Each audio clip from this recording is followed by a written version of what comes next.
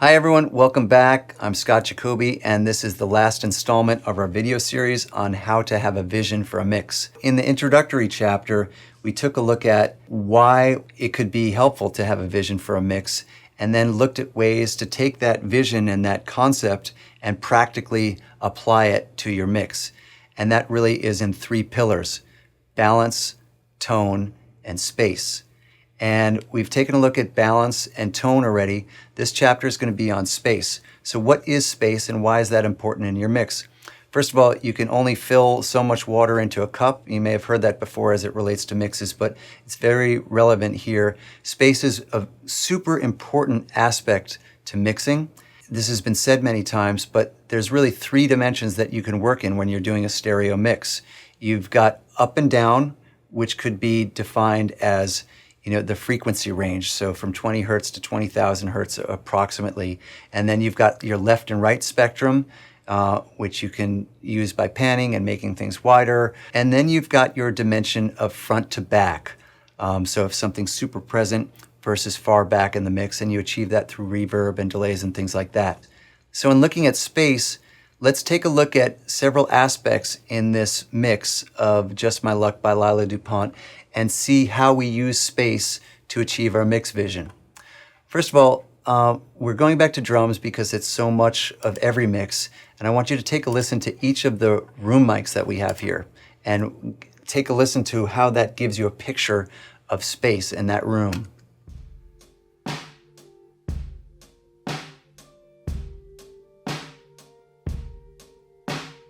Then we have our Coles, which are about 10 feet from the kit. The C24 was further than that in the center of the room.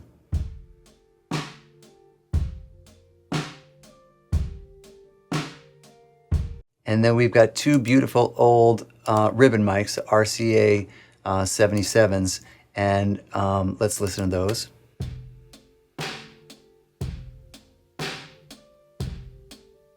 Sort of a trashier sound. When I play all four of those together,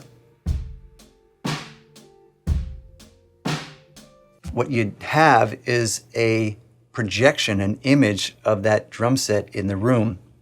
And it's one that incorporates all different listening positions and gives you a real sense of depth of those drums. What I'm going to do is play you the whole drum mix with and without those mics in. Here's with everything.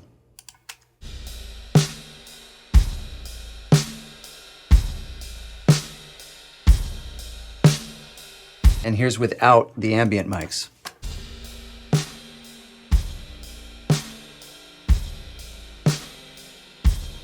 Once again, with everything.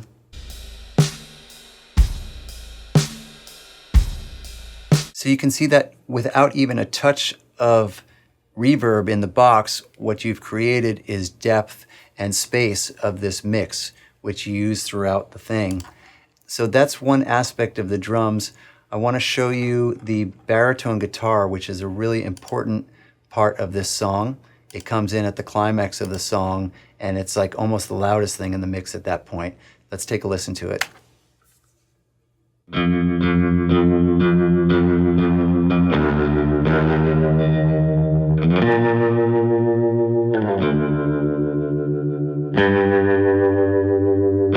So what that is a baritone guitar played through a Fender Twin with spring reverb and then recorded. And then we also recorded the EMT 140 plate, which you see down here. And those things create a sense of depth and space for the Barry guitar. And I wanted to accentuate that in our post-production mixing. So we have the CLA guitar plug-in here, where we have a little bit of stereo stuff going on and just the normal settings, which make it sound so good and so clear.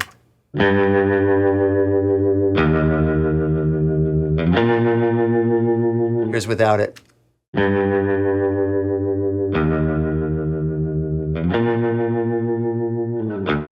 So it's quite effective, that plugin. And then we have the Renaissance Axe with an extremely fast attack time, which makes it so that each note of the Barry guitar extends almost until the next attack. You can take a look at the attenuation.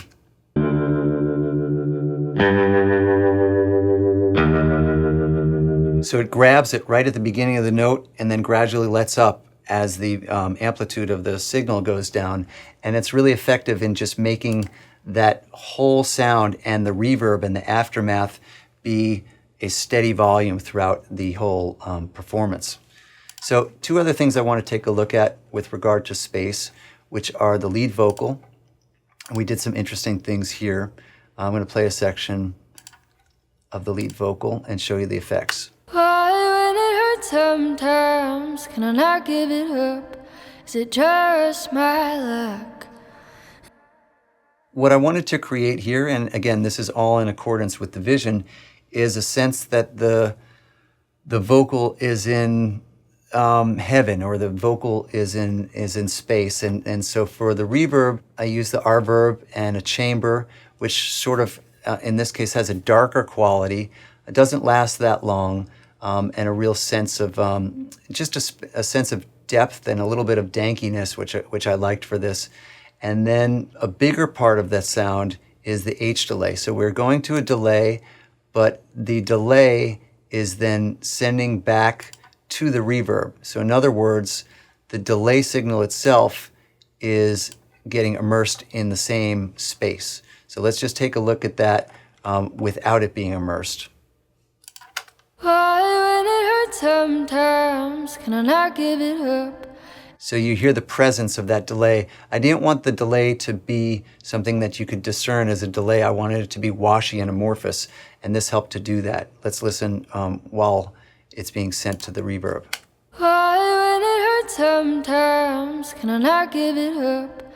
Is it just my luck? See, it's washier when it comes back in the delay.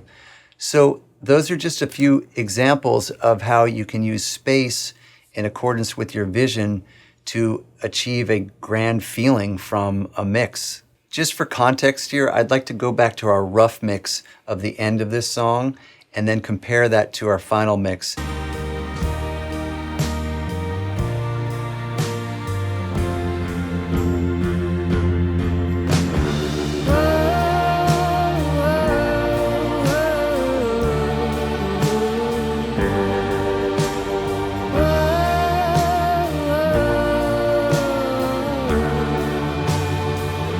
So now let's play that same section of the song with our full mix in, which is really in accordance with our vision. Particularly pay attention to the aspect of space, where we're using the width and the panning, where we're using the depth and the reverb and the delays and the entire frequency range. Take a listen and see if you hear any difference.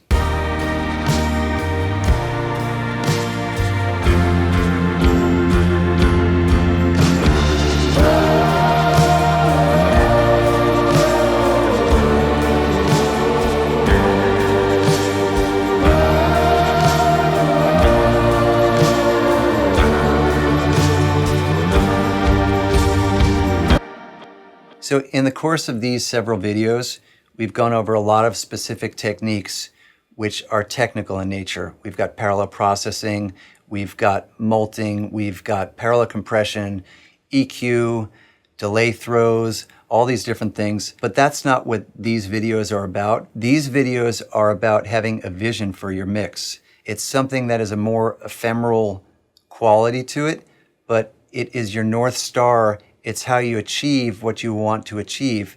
And when you have a mix and you have that burst of creativity that gives you a sense of what you want to do, it takes the millions of choices and makes them all very clear. It makes the pathway clear. And it says, I'm going to go and take a look at these three pillars here: balance, tone, and space. It really all boils down to that. Take your vision, apply them to those three pillars, and you can create something special.